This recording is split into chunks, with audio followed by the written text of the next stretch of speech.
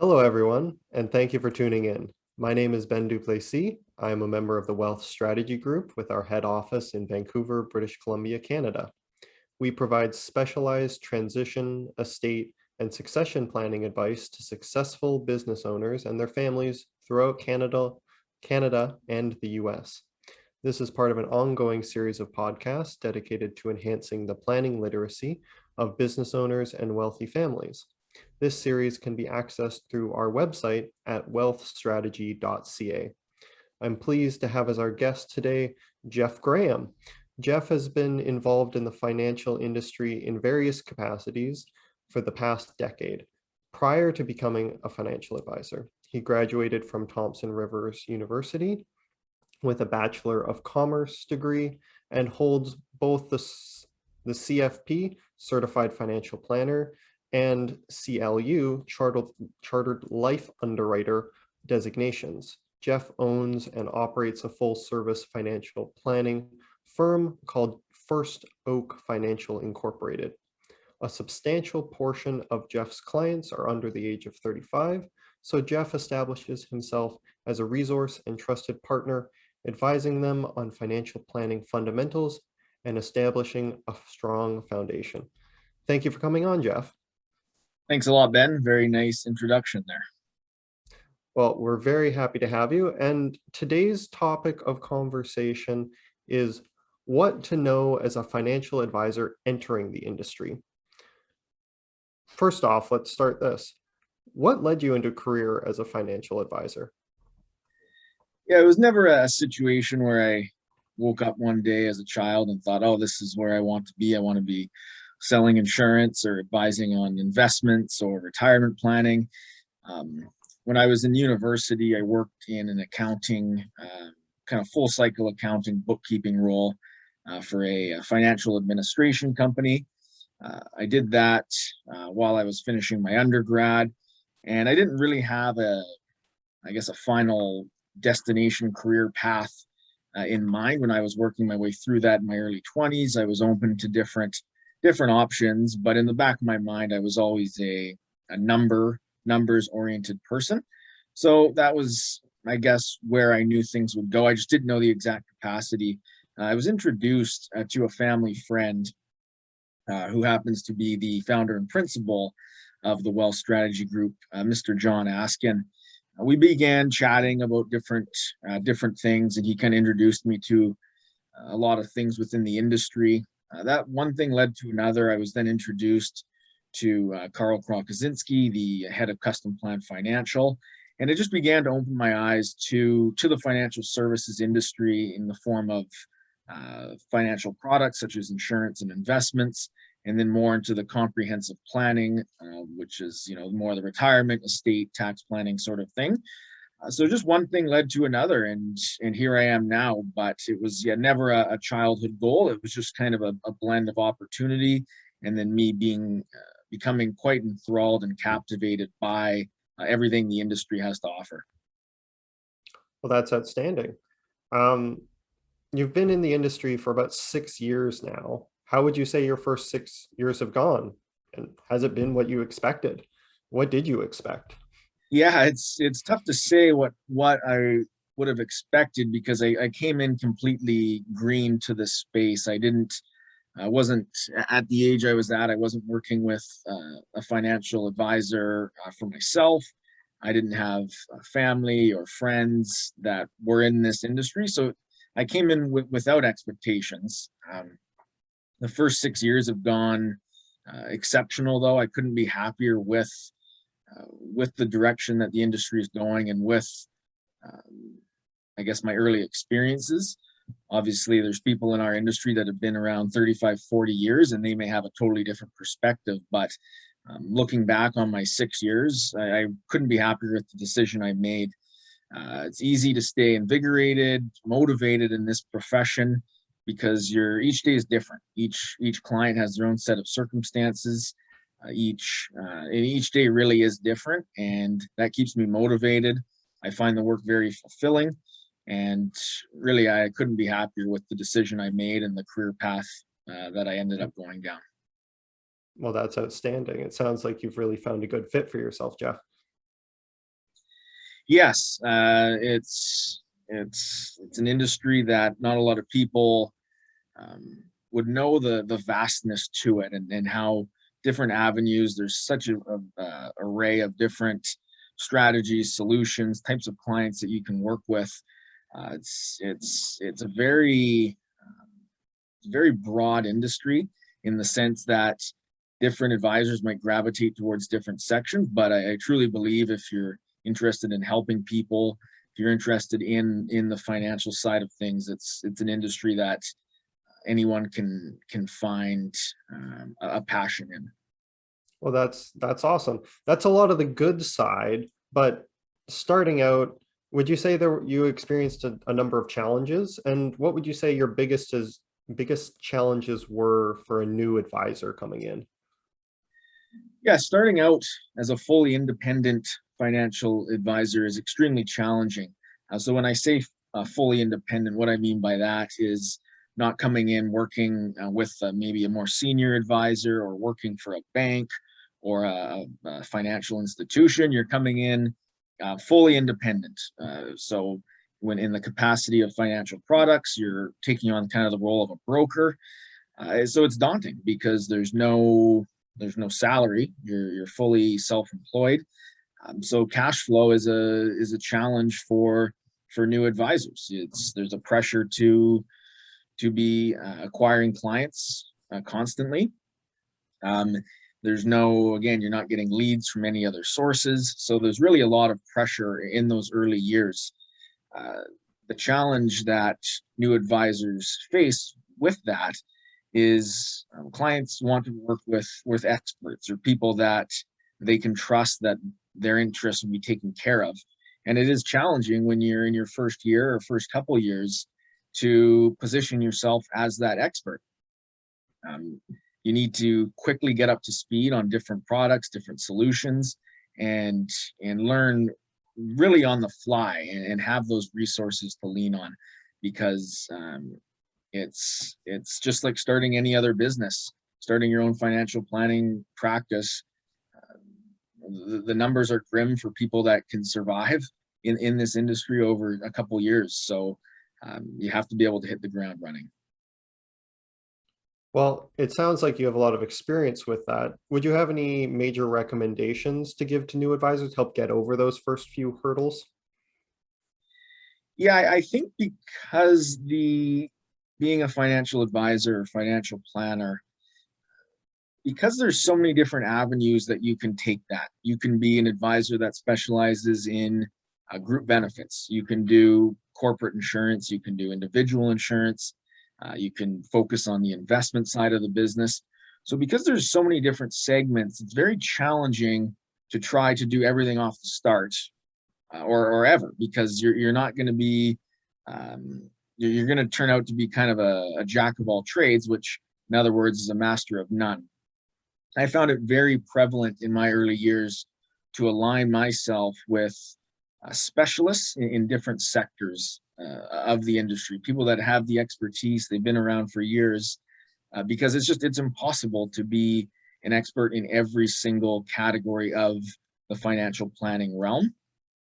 Um, there's even now there's retirement planning specialists uh, through colleagues that I have that, even though I consider myself fairly well versed, the knowledge that some of these individuals have is unparalleled, and it just comes from being in this industry for 30, 40 years in some cases. You never want to be in a position as a new advisor where you're turning down potential business opportunities because that might not be your strength. So having strategic partnerships with different financial professionals is very advantageous, because you can position them as part of your firm, and the compensation splitting is done kind of on the side, but it's fully compliant. There's nothing wrong with doing that, and it just allows you to be able to service prospective clients, even if you're not an expert yourself. So it comes down to that collaborative mentality that even very experienced advisors still lean on other advisors for particular client needs. But when you're starting out, it's even more important, because you're not going to have that experience to handle more complex cases and client needs that might take 10, 15, 20 years to fully be an expert in. Well, it sounds like working collaboratively is really a key to how you were able to get your business off the ground. Would you say that mentorship was included in that collaborative work, or was it primarily just collaborative and then leave each other alone until the next client comes along? No, it's definitely a blend of the two. I think they kind of do go hand in hand. Um, the collaboration allows you to leverage the expertise of your colleagues. People have been doing this for many years.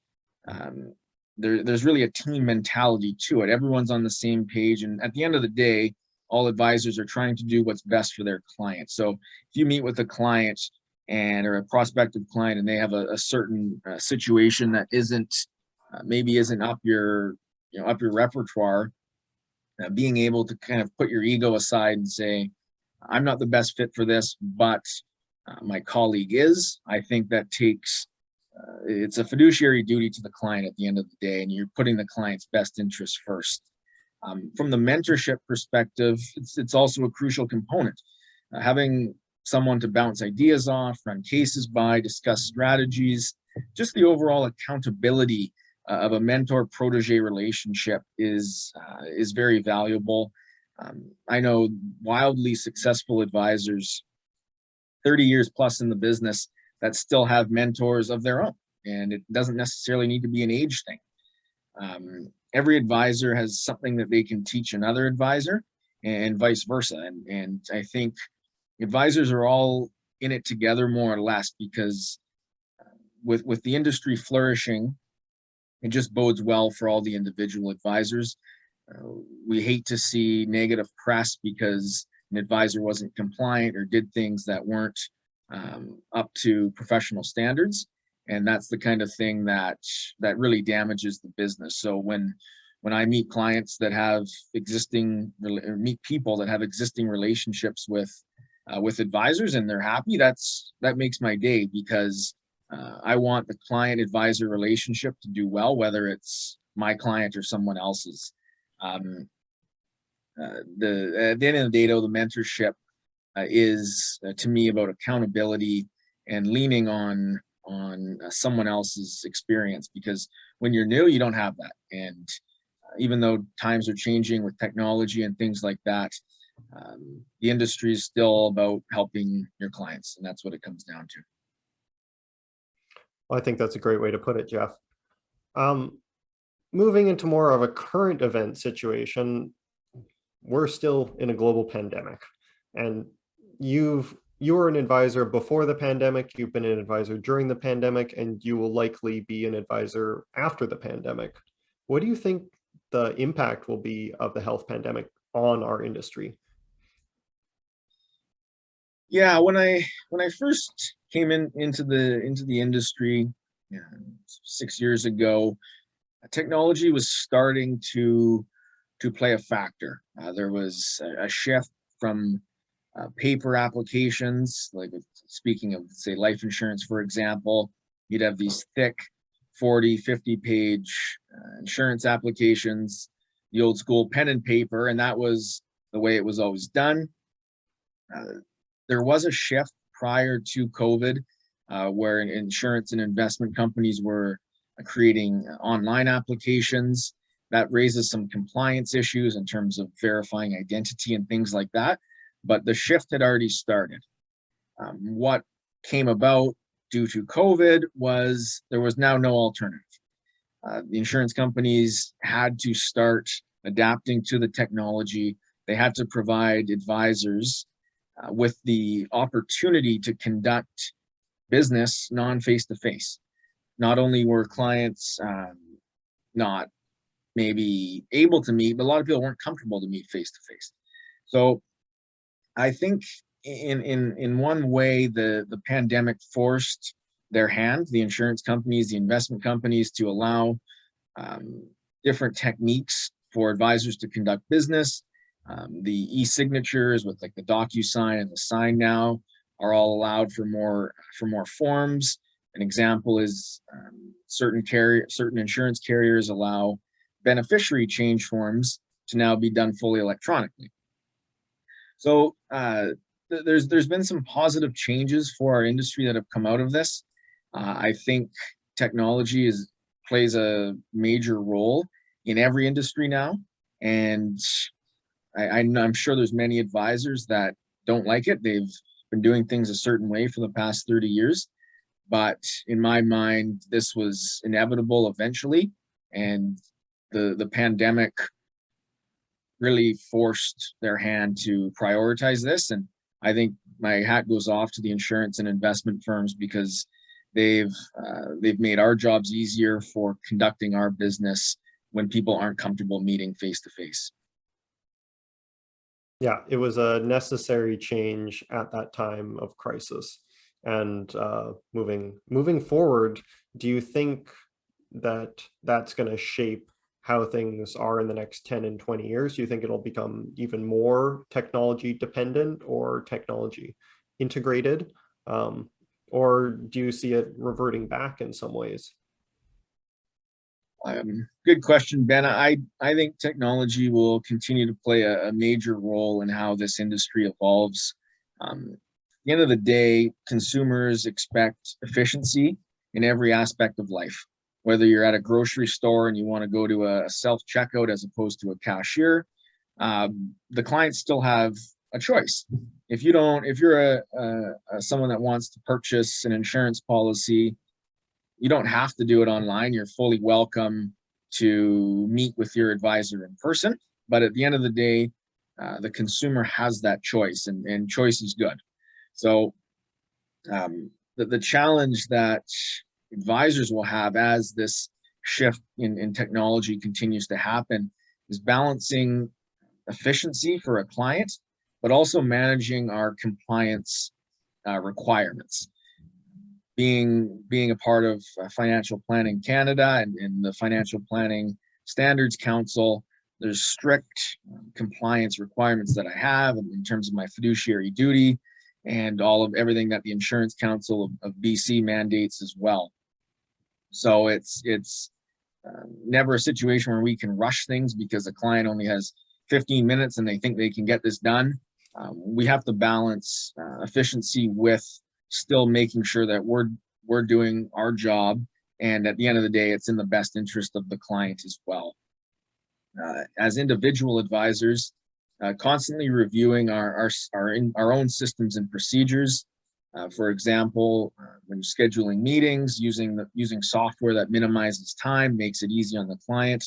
I use a feature called Calendly, and what that does is it allows people to book appointments with me, and then they automatically get a link sent to them with a Zoom link, and then they get reminders as well. So I think advisors, whether you're new in the business or been around a while, always need to be reviewing their own systems and how you can leverage technology to make things easier for your clients, as well as managing your own time. The other comment I'll make on where the industry is heading, obviously the robo-advisors, which Questrade, Wealthsimple, firms like that, they're obviously providing consumers with a choice. They're positioning themselves very on the fees and trying to shake up the industry in that traditional advisor-client relationship where maybe the client and the advisor meet once a year and they're paying their 2 to 3% mutual fund fee, and it's trying to be positioned like it's archaic and going the way of the dodo bird.